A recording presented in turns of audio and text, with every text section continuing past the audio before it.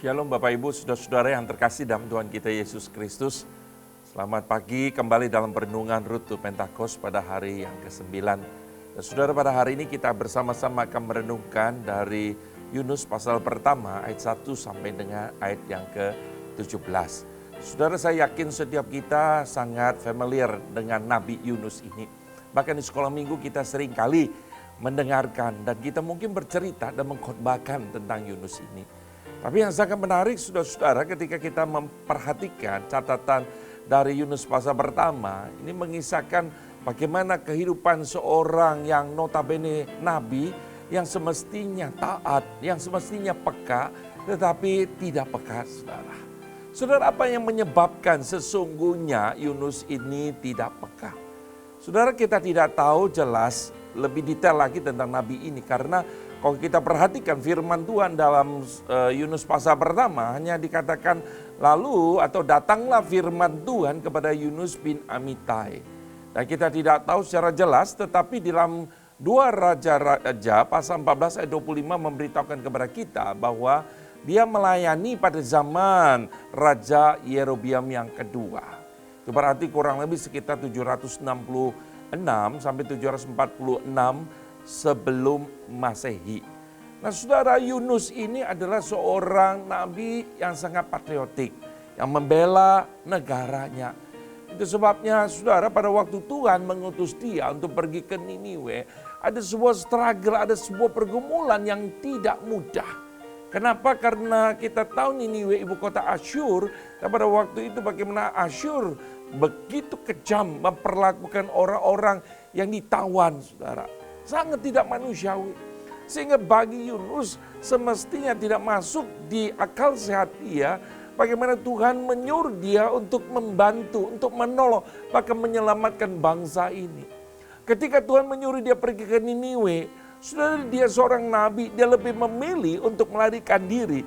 Dia menjauh daripada Tuhan. Dia berpikir saudara bahwa dia bisa lari dari Tuhan.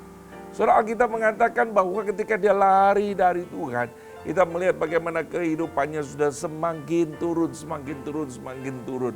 Saudara perhatikan ketika itu dia dipanggil untuk pergi ke Niniwe. Dia lari ke daratan yang lebih rendah. Dia pergi kota pelabuhan Yafo.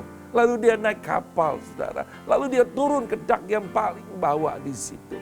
Dia berpikir dia bisa bersembunyi. Dia berpikir dia bisa lari daripada Tuhan. Dia lupa saudara bahwa firman Tuhan berkata bahwa seperti pemazmur, kemanakah aku bisa lari menjauh dari rohmu. Ketika aku pergi sampai ke ujung bumi pun di situ Tuhan ada. Saudara, Tuhan ada di dalam kehidupan kita, Tuhan ada dalam kehidupan Yunus. Saat ini mungkin kau sedang berpikir engkau sedang sembunyi atau melarikan diri dari Tuhan. Tapi Tuhan hadir, Tuhan tahu, Tuhan melihat saudara apa yang ada di dalam kehidupan kita saudara. Saudara-saudaraku yang terkasih dalam Tuhan kita Yesus Kristus, Timothy Keller berkata begini, kalau di dalam perjanjian baru ada prodigal son, anak yang hilang, maka dalam perjanjian lama lebih tepat dikatakan bahwa Yunus adalah prodigal prophet, nabi yang hilang, nabi yang sudah kehilangan visi, nabi yang tidak taat lagi. Nabi yang menutup mukanya, matanya saudara untuk melihat situasi kondisi yang terjadi. Saudara, karena satu luka batin kemarahan, karena sesuatu yang tidak sesuai dengan hatinya. Nah saudara-saudaraku terkasih dalam Tuhan, sebenarnya Tuhan bisa pakai yang lain. Tapi Tuhan memakai Yunus saudara. Saudara, hari ini Tuhan bisa memakai orang lain, tapi Tuhan masih memakai kita. Dan kita bisa melakukan sudah pekerjaan Tuhan pada zaman kita. Itu yang catat dalam Kisah Rasul bukan bahwa Daud melakukan kehendak Allah pada zamannya. Sangat menarik pada zamannya. Saudara dan saya bisa melakukan kehendak Allah pada zaman kita. Bukan di luar zaman kita saudara. Saudara, Tuhan ingin pakai Yunus. Yunus tidak taat tapi Allah harus membayar harga yang luar biasa saudara. Allah harus memanggil kembali, membuat perahu yang ditumpangi Yunus terombang-ambing untuk membawa Yunus kembali dalam panggilannya saudara. Saudara, kenapa? Karena Tuhan mencintai Yunus. Tuhan mengasihi Yunus saudara.